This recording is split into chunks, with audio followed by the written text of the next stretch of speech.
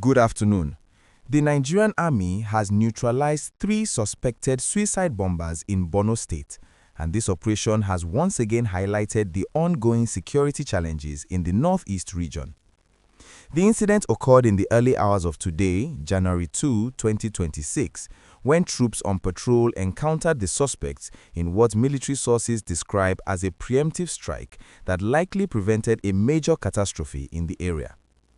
According to reports from the Theater Command of Operation Hadinkai, the Army's counter-insurgency operation in the northeast, soldiers encountered the 3 individuals wearing suspicious attire during routine patrol activities in the Maiduguri metropolitan area.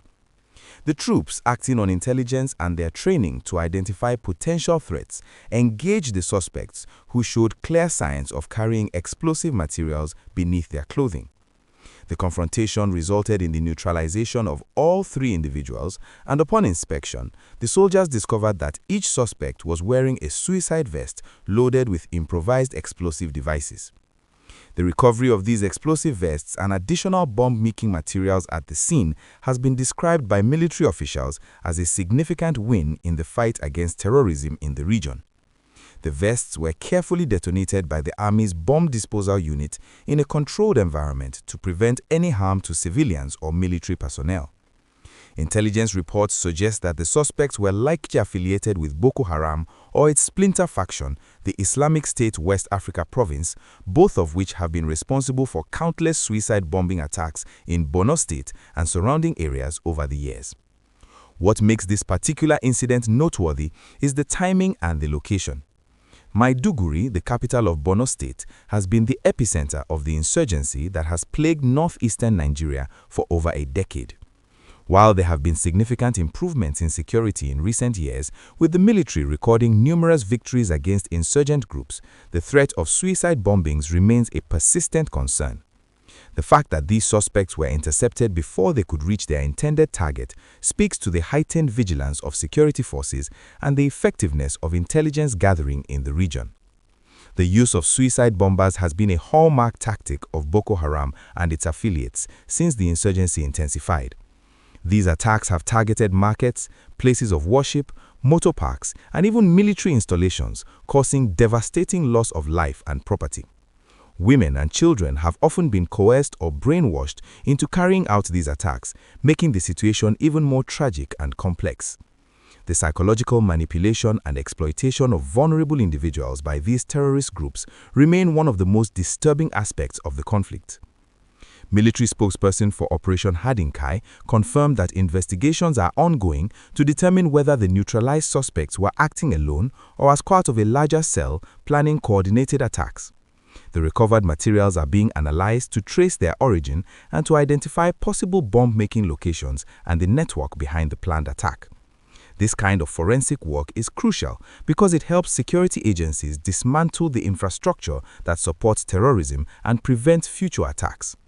For residents of Maiduguri and surrounding communities, news of this successful operation brings a mixture of relief and continued anxiety. Many people in Borno State have lived under the shadow of violence for so long that any indication of a potential attack revives traumatic memories and fears. However, the swift response by the military also reinforces confidence in the security apparatus and demonstrates that the fight against insurgency is far from over, but progress is being made. If you're finding this information valuable and you want to stay updated on important news like this, please take a moment to subscribe to the channel and hit that notification bell so you never miss an update on what's happening across Nigeria. The broader context of this incident cannot be ignored. The Nigerian military has been engaged in counter-insurgency operations in the northeast for more than 15 years with varying degrees of success. While large swaths of territory have been reclaimed from insurgent control and many communities have been liberated, the asymmetric nature of the conflict means that threats like suicide bombings continue to emerge. The insurgents have adapted their tactics over time, shifting from conventional warfare to guerrilla tactics and terrorist attacks that target soft targets and create maximum psychological impact.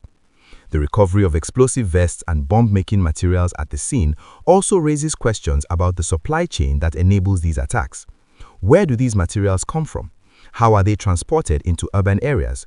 Who are the financiers and logistical supporters of these operations? These are questions that security agencies continue to grapple with, and each successful interception provides valuable intelligence that can help answer them. The cooperation between military intelligence, local informants, and community vigilance has proven essential in disrupting terrorist plots before they materialize. It is also worth noting that the human cost of this insurgency extends far beyond the immediate casualties of attacks. Millions of people have been displaced from their homes, living in camps for internally displaced persons with limited access to basic necessities.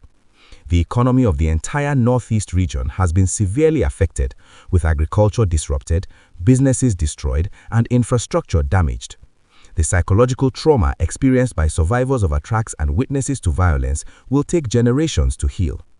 Every prevented attack, like the one today, represents lives saved and families spared from unspeakable grief. As we reflect on this latest development, it serves as a reminder that the fight against terrorism requires sustained commitment, resources, and collaboration between security forces, government institutions, and local communities. The bravery of the soldiers who put themselves in harm's way to protect civilians deserves recognition and support. At the same time, there must be continued investment in intelligence capabilities, community engagement programs, and efforts to address the root causes of radicalization, including poverty, lack of education, and social marginalization. The story developing in Borno today is one of vigilance rewarded and tragedy averted. While we celebrate this security success, we must remain aware that the threat persists and that ongoing efforts are necessary to ensure lasting peace and stability in the region. Make sure you like this video if you found it informative and share it with others who need to stay informed about security developments in our country.